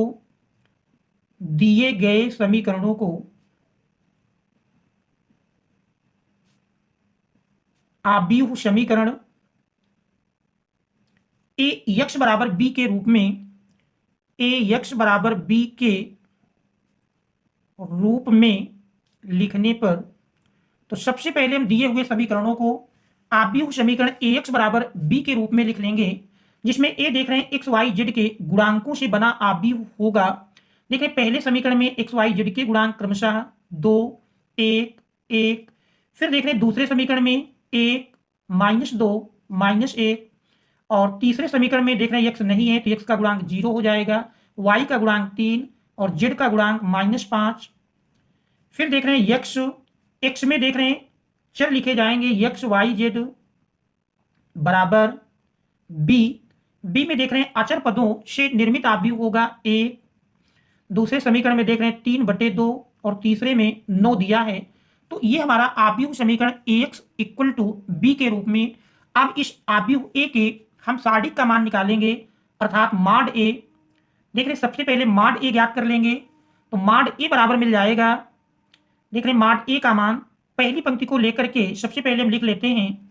देख रहे 2 1 1 1 -2 -1, फिर देख रहे हैं 0 3 -5, अब यदि हम R1 को लेकर प्रसार कर लें तो पहली पंक्ति को लेकर प्रसार करेंगे तो देख रहे हैं 2 इंटू -2 में -5 से गुणा होगा तो minus minus plus 5 Dunai 10 minus 3 -1 का गुणा -3 देख रहे हैं माइनस माइनस प्लस बन जाएगा -1 इंटू देख रहे हैं 1 -5 का गुणा -5 माइनस 0 -1 का गुणा 0 मिल जाएगा प्लस 1 इंटू 1 3 का गुणा करेंगे 3 माइनस 0 -2 का गुणा 0। इस प्रकार से देख रहे हैं 10 3 13 13 दुनाई 26 फिर -5 में -1 से गुणा होगा तो माइनस माइनस प्लस 5 एकम 5 3 1 का गुणा करेंगे 3 एकम 3। तो इस प्रकार से देख रहे हैं 26 26 5 31 31 3 34 तो माड ए बराबर 34 मिलता है। इसका मतलब ए व्युत्क्रमणीय है। अब हम ए के सह गुणनखंडों से निर्मित आव्यूह को ज्ञात करेंगे। इसके लिए सबसे पहले हमको ए के सह गुणनखंड निकालना है। तो देख रहे हैं ए के सह गुणनखंड देख रहे हैं सबसे पहले A11 के मान को निकालेंगे। देख रहे हैं A11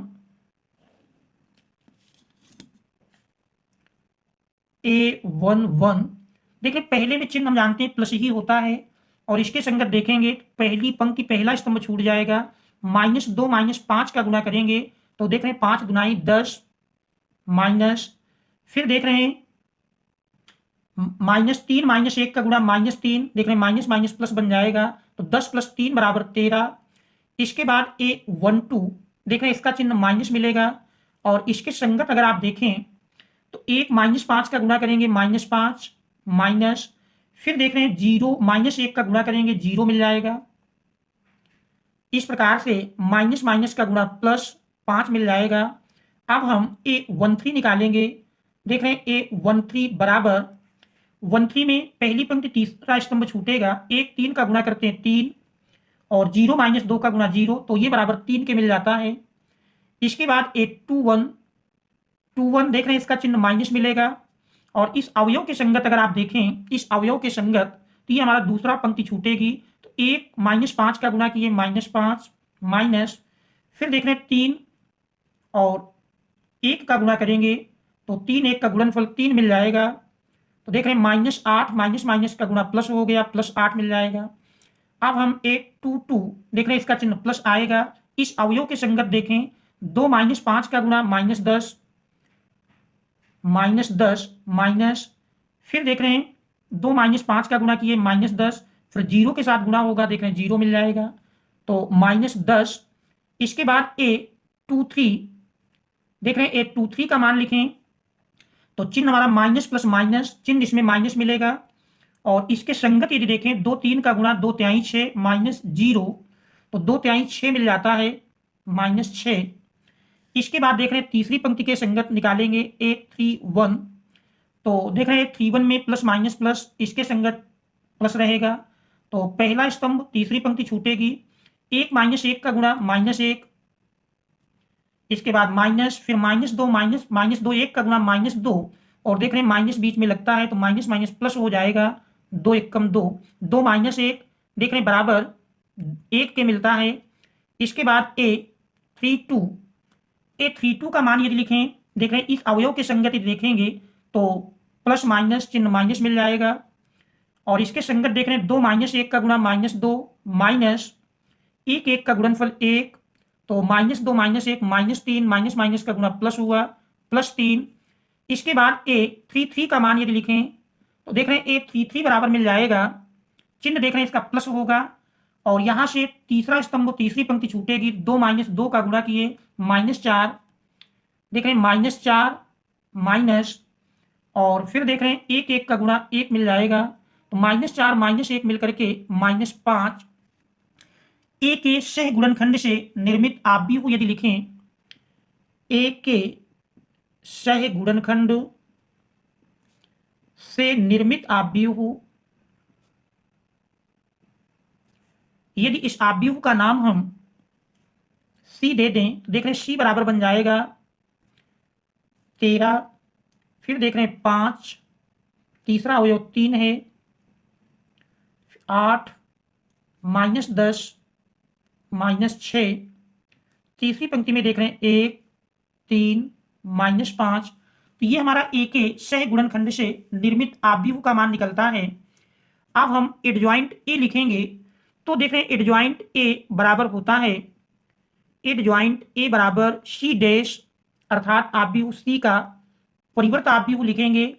पहली पंक्ति पहला स्तंभ बनेगी 13 5 3, फिर देख रहे हैं दूसरी पंक्ति दूसरा स्तंभ बनेगी 8 -10 -6, और तीसरी पंक्ति देख रहे हैं तीसरा स्तंभ बनेगी 1 3 -5। एडजॉइंट ए के बाद यदि हम ए इनवर्स का मान निकालें, देख रहे हैं ए इनवर्स बराबर मिल जाएगा। यदि हम ए इनवर्स का मान लिखते हैं तो देख रहे हैं ए इनवर्स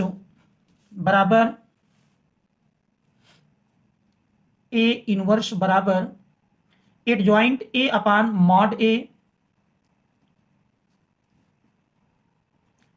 देख रहे हैं एडजॉइंट ए का मान तो मिला है और मॉड ए हमारा 34 के बराबर आया था, तो 1/34 इंटू देख रहे हैं एडजॉइंट ए 13 8 1 5 -10 3, फिर देख रहे हैं 3 -6 -5, तो ये हमारा ए इनवर्स मिल जाता है।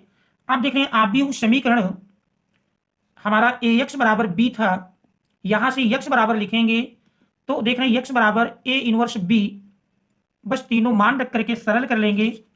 एक्स देख रहे हैं एक्स वाई जेड, यक्स बराबर है x y z, A inverse का मान देख रहे हैं हमने निकाला 1/34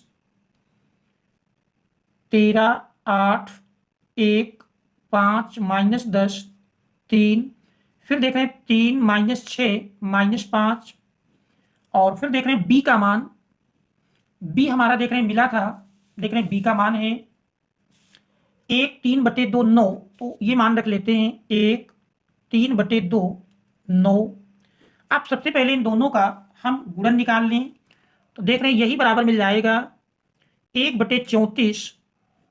देखिए पहली पंक्ति पहला स्तंभ 13 का गुणा 1 में करेंगे, तो 13 1 कम 13, फिर 8 का गुणा 3/2 में करेंगे, देख रहे हैं प्लस 8 गुणे 3/2, 2 से 8 काटेंगे, 2 चौको 8 4 3 12, फिर देख रहे हैं 1 9 का गुणा करेंगे 9 मिल जाएगा। आप देख रहे हैं दूसरी पंक्ति 5 1 कम 5, -10 में 3/2 से गुणा करेंगे, 2 पंचे 10, और -5 गुणे 3 -15, फिर देख रहे हैं 3 9 का गुणा करेंगे 9 त्रिक 27। इसके बाद देख रहे हैं तीसरी पंक्ति में 3 और 1 का गुणनफल 3, -6 में 3/2 से गुणा करेंगे, 2 तिहाई 6, तो -3 त्रिक 9, फिर देख रहे हैं -5 में 9 से गुणा करेंगे, तो -9 × 5 = 45। अब इसको हम सरल कर लेते हैं, देख रहे हैं सरल करेंगे तो बराबर 1/34 इंटू देख रहे हैं 13 12 9 जोड़ेंगे, तो 13 12 यानी 3 2 5 और 9 5 14, देख रहे हैं 2 3 34 मिल जाता है। तीसरे में देखिए 5 -15 मिल करके -10 और 27 -10 यानी कि 17 मिल जाएगा। तीसरे में देख रहे हैं 45 9 माइनस माइनस जुड़ेंगे, 45 9 54, 54 से 3 घट जाएगा, देख रहे हैं 51 चिन्ह बड़ी संख्या का -51। अब देख रहे हैं यदि 34 से हम भाग दे दें, 34 से भाग देंगे 34/34 देख रहे हैं 1 मिल जाएगा, 17/34 1/2 आ जाएगा, और इसके बाद -51/34 देख रहे हैं 17 × 51 17 दूनाई 34, तो -3/2 दोनों ओर से तुलना करने पर तो देख रहे हैं इस प्रकार से मिला एक्स वाई जेड बराबर 1/2 और -3/2। तुलना करने पर देख रहे हैं x बराबर 1, y बराबर 1/2 और z बराबर -3/2। तो ये हमारा इस आव्यूह समीकरण का आंसर होगा। तो देख रहे हैं इन मानों को जांच करने के लिए हम किसी भी समीकरण में रख करके जांच कर सकते हैं। यदि समीकरण संतुष्ट हो जाएंगे तो फिर दिए हुए मान समीकरण के हल हैं और यही हमारा इस प्रश्न का आंसर होगा। इसके बाद हम देखते हैं अगले प्रश्न को। देख रहे हैं प्रश्न 7 के खा में दिया है, कह रहा यदि f(x) बराबर देख रहे हैं आप भी हुए तो हमको सिद्ध करना है f(x) × fy बराबर f(x + y)। तो देख रहे हैं प्रश्न नंबर 7 का खा, 7 का खा। देख रहे हैं एफ एक्स बराबर दिया है एफ एक्स बराबर, देख रहे हैं आप भी में पहली पंक्ति है काश एक्स माइनस साइन एक्स। फिर देख रहे हैं तीसरा अवयव 0 है। दूसरी पंक्ति में देख रहे हैं साइन एक्स काश एक्स 0, और तीसरी पंक्ति है 0 0 1। हमको इसकी सहायता से सिद्ध करना है f x into f y f x into f y बराबर एफ एक्स प्लस वाई। देख रहे ये हमको इसमें सिद्ध करना है। तो देख रहे प्रश्न की लेफ्ट हैंड साइड ले लेते हैं। लेफ्ट हैंड साइड में देख रहे हैं f x into f y f x into f y. देख रहे मान रख देंगे। एफ एक्स हमारा दिया है, एफ एक्स बराबर देख रहे हैं दिया है काश x minus sine x 0 sign x काश एक्स 0 0 0 1। इसी प्रकार से देख रहे हैं एफ वाई, जैसे एफ एक्स है एफ वाई निकालने के लिए जहां एक्स है वहां हम वाई रख देंगे।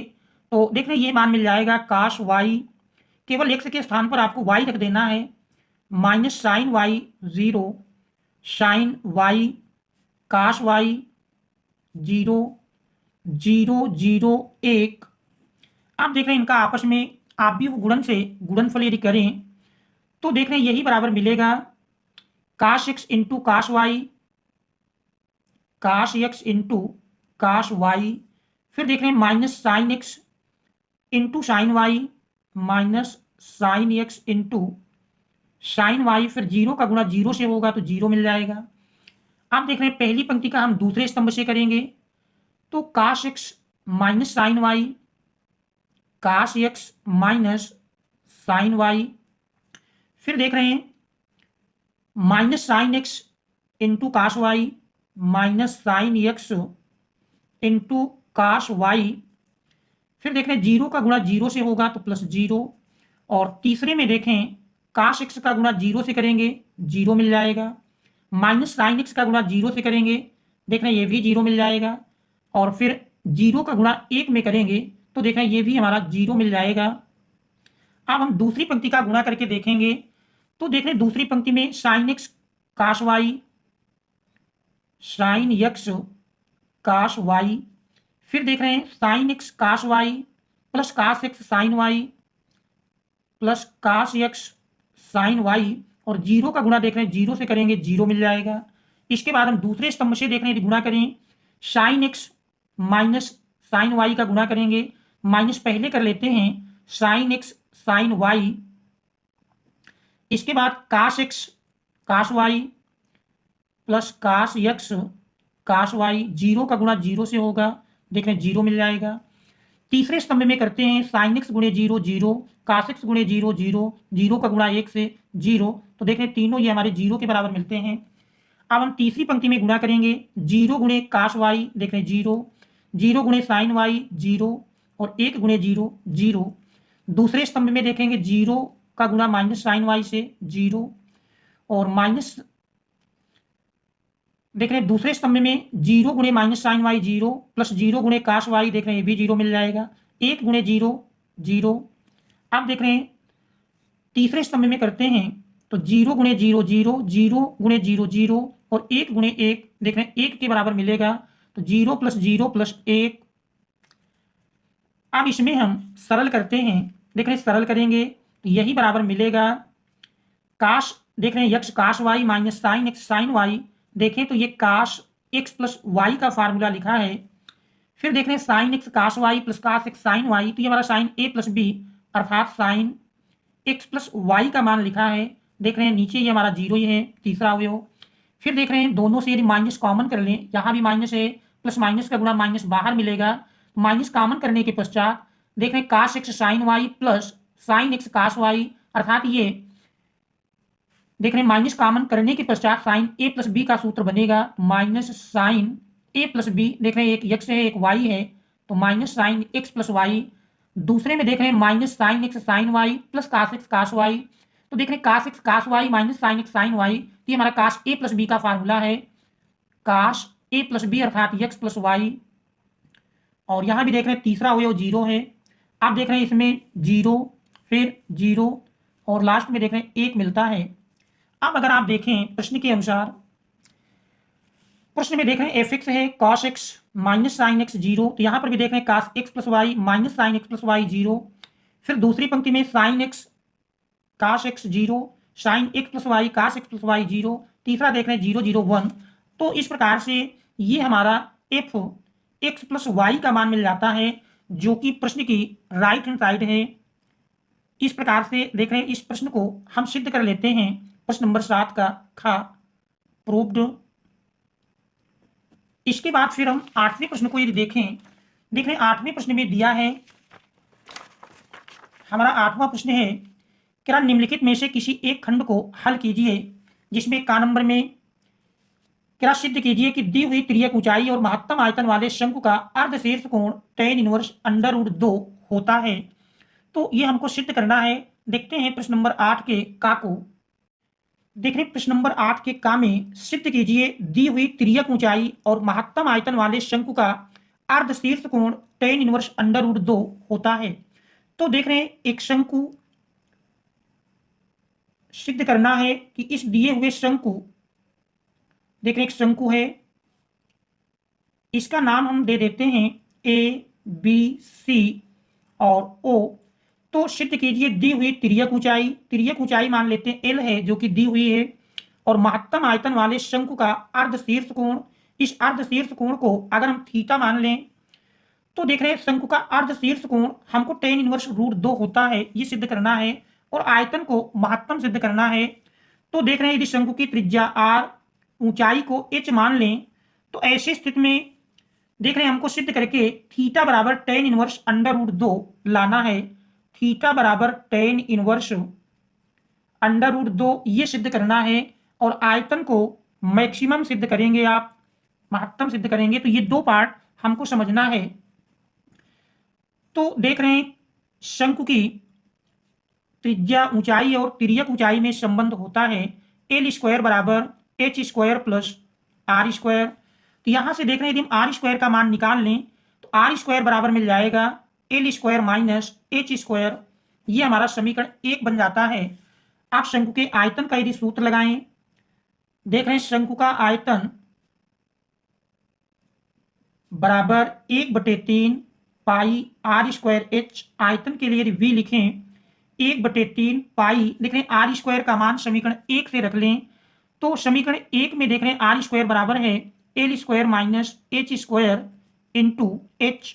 एच का देख रहे हैं ब्रैकेट के अंदर यदि गुणा कर दें तो v बराबर 1/3 पाई, देख रहे हैं मिल जाएगा L square H minus H cube. आप देख रहे हैं एच के सापेक्ष अवकलन करने पर, एच के सापेक्ष अवकलन करने पर देख रहे हैं एच के सापेक्ष अवकलन करेंगे तो dv अपान डी एच बराबर 1/3 पाई इंटू, देख रहे हैं एल स्क्वायर अचर है, एच के सापेक्ष कर रहे हैं तो 1 मिल जाएगा, माइनस एच क्यूब का अवकल गुणांक 3h स्क्वायर। आप देख रहे हैं फलन के उच्चतम या न्यूनतम मान के लिए, फलन के उच्चतम या न्यूनतम, देख रहे हैं फलन के उच्चतम या न्यूनतम मान के लिए dv अपान डी एच बराबर 0, dv upon d h equal to 0। देख रहे हैं इसको 0 के बराबर करेंगे तो 1/3 pi into l square minus 3h square equal to 0। देख रहे हैं 1/3 पाई पक्षांतर करेंगे तो L square minus 3h square बराबर 0। देख रहे हैं एल स्क्वायर का मान समीकरण 1 से रख देते हैं, तो एल स्क्वायर बराबर आप जानते हैं, देख रहे हैं एल स्क्वायर बराबर मिल जाएगा 3h स्क्वायर पक्षांतर किए, फिर देख रहे हैं एल स्क्वायर बराबर H square plus are square है, H square plus are square बराबर 3h स्क्वायर, या एच वाले पदों को एक और कर लेंगे तो देख रहे हैं आर स्क्वायर बराबर 3h² माइनस h², घटाएंगे तो देख रहे हैं 3h² से 1h² घटाएंगे 2h² मिल जाएगा। तो r² बराबर 2h², दोनों ओर का वर्गमूल ले लें तो देख रहे हैं r बराबर √2h। आप देख रहे हैं r अपान h, r बटे h बराबर √2। आप देख रहे हैं चित्र में अगर देखें r बटे h इस कोण के सापेक्ष देख रहे हैं लंब है आधार है, तो लंब बटे आधार जानते हैं tan थीटा होता है, तो r बटे h की जगह हम tan थीटा लिख सकते हैं। तो tan थीटा बराबर √2 या थीटा बराबर देख रहे हैं tan इनवर्स √2 मिल जाता है। अब इसके बाद हमको आयतन को महत्तम सिद्ध करना है। तो देख रहे हैं समीकरण 2 का यदि हम पुनः x के सापेक्ष अवकलन कर लें, समीकरण 2 का h के सापेक्ष अवकलन करने पर समीकरण 2 का h के सापेक्ष अवकलन करने पर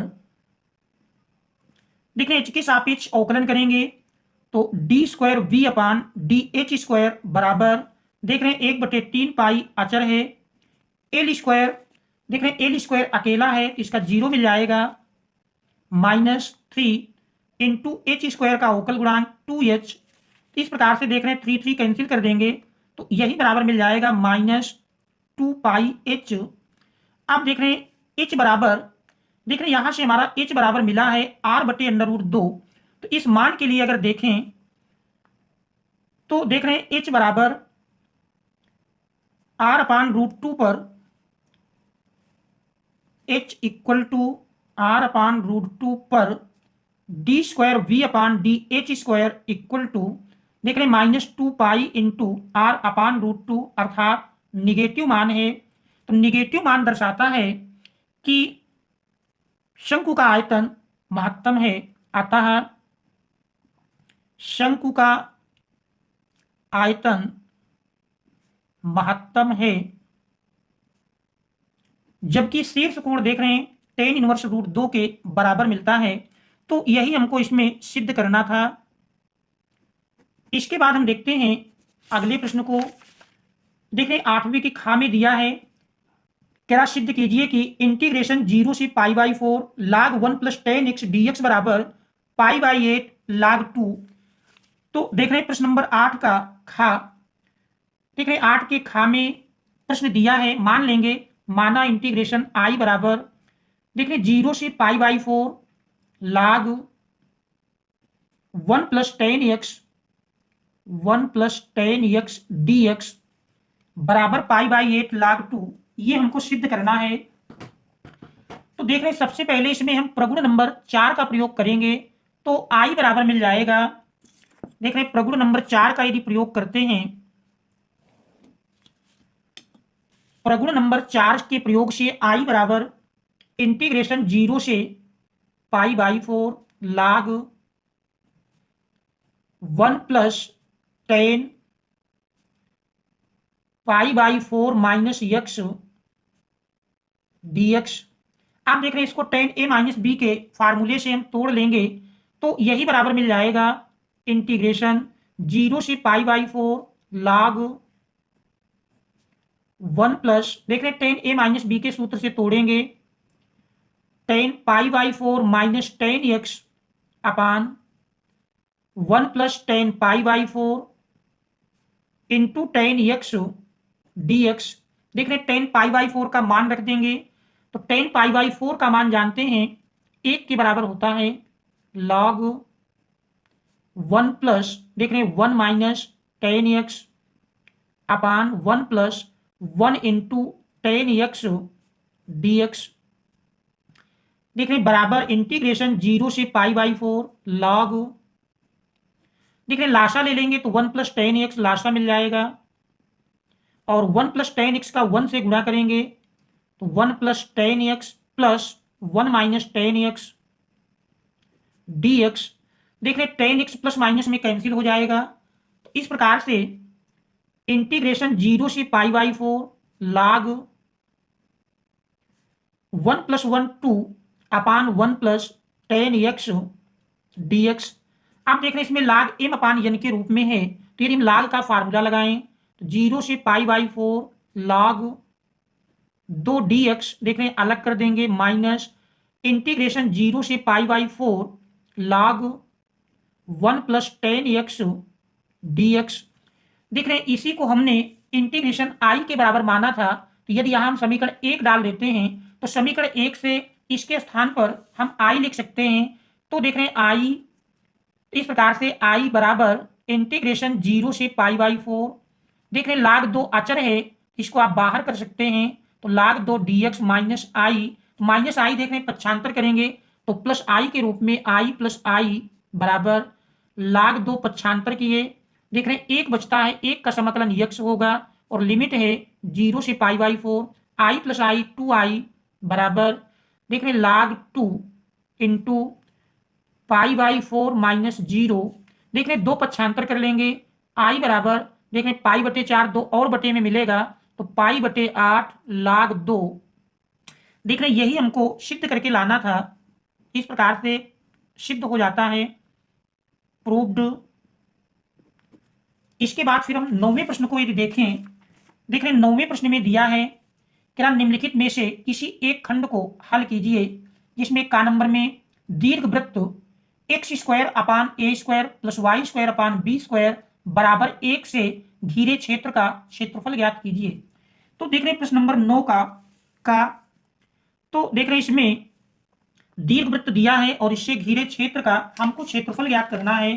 तो देखते हैं प्रश्न 9 का देख रहे हैं प्रश्न नंबर 9 का दीर्घवृत्त का समीकरण है x² अपान a² + y² अपान b² = 1। देख रहे हैं इसका यदि हम आलेख खींचें तो देख रहे हैं दीर्घवृत्त का आलेख इस प्रकार से बनेगा।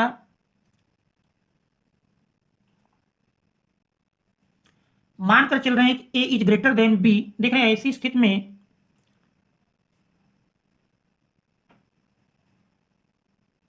देख रहे हैं इस प्रकार से इस दीर्घवृत्त का ग्राफ बन जाएगा। मान लीजिए इसका केंद्र O है, a b b। तो इस प्रकार से आप देख रहे हैं एक भाग का यदि हम क्षेत्रफल निकाल लें तो ये 4 समान भागों में बटा हुआ है, 4 से गुणा कर देंगे, अभिष्ट क्षेत्रफल मिल जाएगा। तो देख रहे हैं सबसे पहले इस दीर्घवृत्त के समीकरण से हम y का मान निकाल लें। तो देख रहे हैं y का मान यहाँ पर बिंदु a का निर्देशांक लिखेंगे, देख रहे हैं a, 0, मूल बिंदु 0 0 और देख रहे हैं बिंदु हमारा -a, 0 0 b और 0 -b। तो इस प्रकार से देख रहे हैं इससे हम y का मान निकालेंगे तो y² बटे b² बराबर 1 माइनस x² बटे a²। देख रहे हैं लाशा लेकर के यदि हम सरल करें तो y² बराबर देख रहे हैं b² गुणा में मिल जाएगा और इसका हम लाशा ले लेते हैं तो a² माइनस x²। देख रहे हैं y बराबर b upon a √a² minus x²। देख रहे हैं y का मान मिलता है। तो अभीष्ट क्षेत्रफल देख रहे हैं सममित से ये घिरा क्षेत्रफल हमारा 4 समान भागों में बटा है। यदि एक भाग का पहले चतुर्थांश में स्थित भाग का क्षेत्रफल निकाल लें और उसका 4 गुना कर दें तो अभीष्ट क्षेत्रफल मिल जाएगा। तो देख रहे हैं अभीष्ट क्षेत्रफल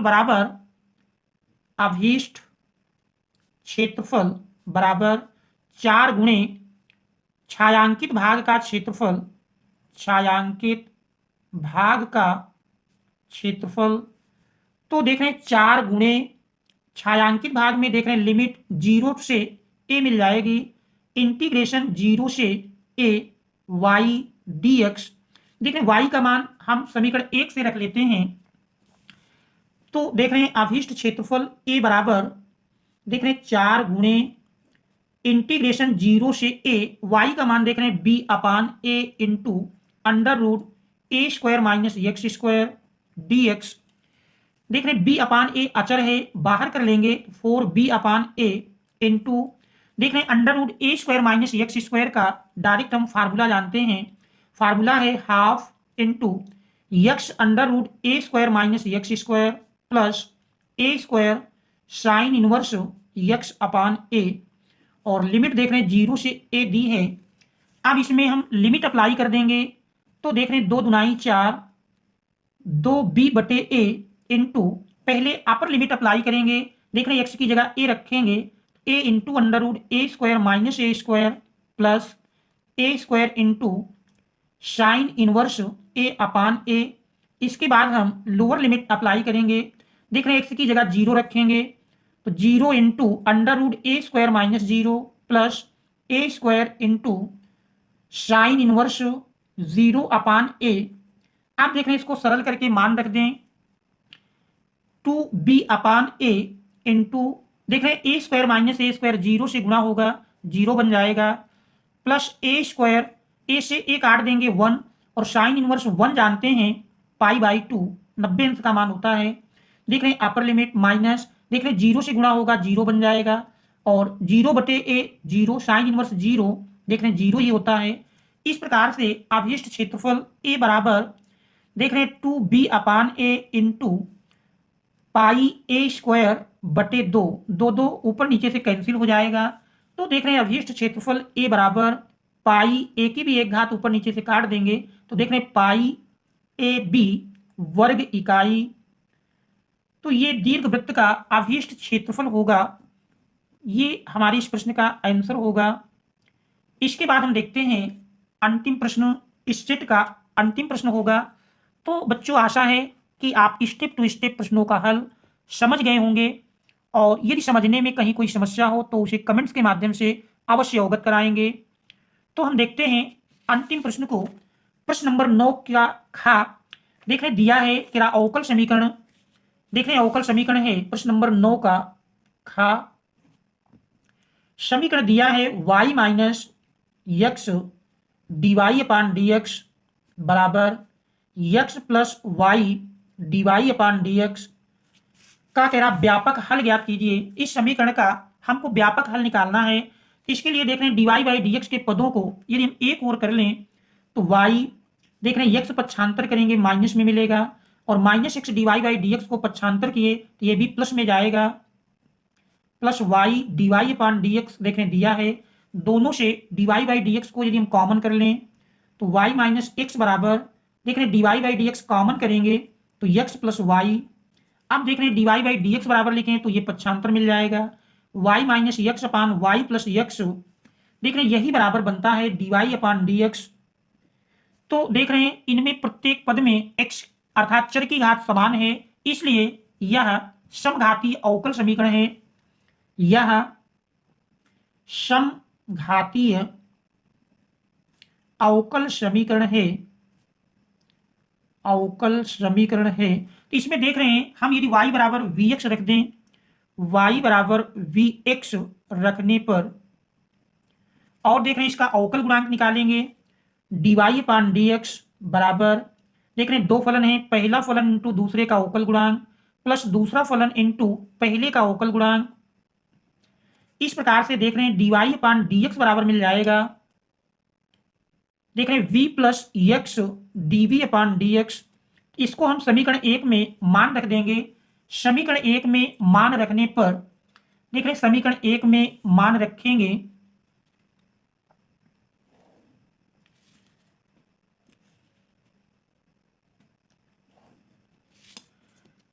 देख रहे हैं समीकरण 1 में यदि हम मान रख दें d y upon D x बराबर देख रहे हैं मिला है d y upon D x का मान मिला है v plus x d v upon D x v plus x d v upon D x बराबर देख रहे हैं y माइनस एक्स वाई की जगह वी एक्स रखेंगे तो v x minus x upon v x plus x देख रहे हैं v को यदि हम पक्षांतर कर लें देख रहे हैं x ऊपर नीचे से कॉमन मिल रहा है कॉमन कर लेते हैं और फिर हम x को v को पक्षांतर करेंगे तो x D v upon D x बराबर देख रहे हैं x कॉमन करेंगे v माइनस 1 अपान x हर से भी कॉमन मिल रहा है v प्लस 1 और माइनस v x देख रहे हैं ऊपर नीचे से कैंसिल हो जाएगा।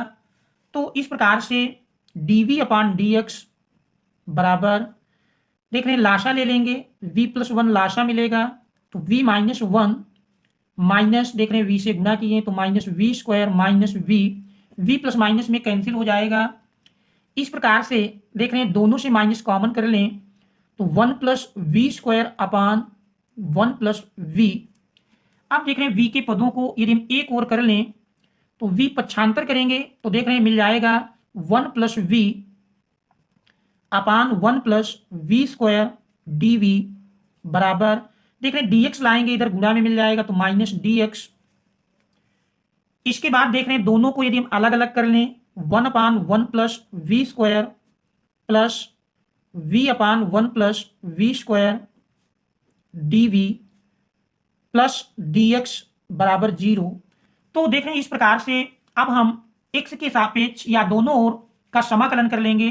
तो दोनों ओर का समाकलन करने पर देख रहे हैं दोनों ओर का समाकलन करेंगे तो समाकलन करने पर देख रहे हैं समाकलन को यदि हम अलग अलग कर लें integration 1 upon 1 plus v square d v plus integration v upon 1 plus v square d v plus integration 1 dx equal to 0। अब देख रहे हैं इसको हम सरल करेंगे तो सरल करने पर 1 अपान 1 प्लस वी स्क्वायर का समाकलन देख रहे हैं टेन इनवर्स v मिलेगा और यहाँ पर देख रहे हैं यदि 1 प्लस वी स्क्वायर टी मानेंगे तो 2v dv बराबर dt, हम 2 से भाग और 2 से गुणा कर दें। आप देख रहे हैं 1 प्लस वी स्क्वायर टी मानेंगे तो 2v dv dt बन जाएगा। तो इसका हम डायरेक्ट समाकलन करते हैं। देख रहे हैं डायरेक्ट समाकलन करने पर इसका मिल जाएगा 1 अपान 1 प्लस वी स्क्वायर, देख रहे हैं इसका मान मिलेगा 1 अपान 1 प्लस वी स्क्वायर का टेन इनवर्स वी प्लस 1/2, देख रहे हैं log 1 plus v square log 1 plus v square plus 1 का देख रहे हैं चूंकि x के सापेक्ष कर रहे हैं x मिल जाएगा बराबर c लिख देते हैं।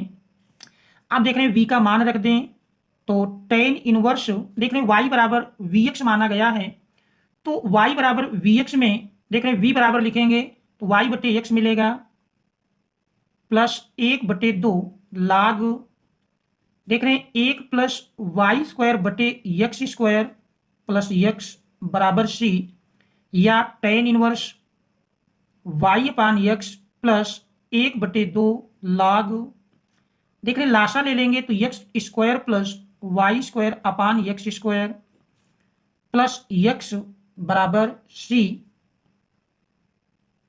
देख रहे हैं यहां पर ध्यान दें x dv अपान dx बराबर v माइनस 1 अपान v प्लस 1।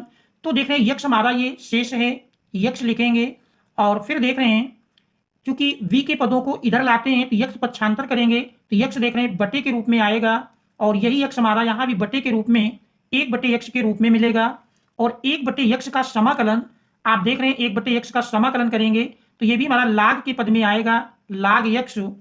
तो देख रहे हैं log x और सरल करते हैं तो देख रहे हैं और सरल करने के पश्चात हमारा यही मान बराबर मिल जाएगा ten inverse y upon x, देख रहे हैं हमारा log x है प्लस 1/2 को देख रहे हैं यदि घात के रूप में लाएं तो log देख रहे हैं under root x square plus y square, इसमें देख रहे हैं इसकी घात 1/2 या 1/2 log x square plus y square minus 1/2 log x square, घात पहले आएगी तो देख रहे हैं 2 कट जाएगा तो माइनस log x, आगे देख रहे हैं प्लस में log x है बराबर c, तो log x प्लस माइनस में कैंसिल कर देंगे तो देख रहे हैं tan inverse y upon x plus 1/2 log x square plus y square बराबर c।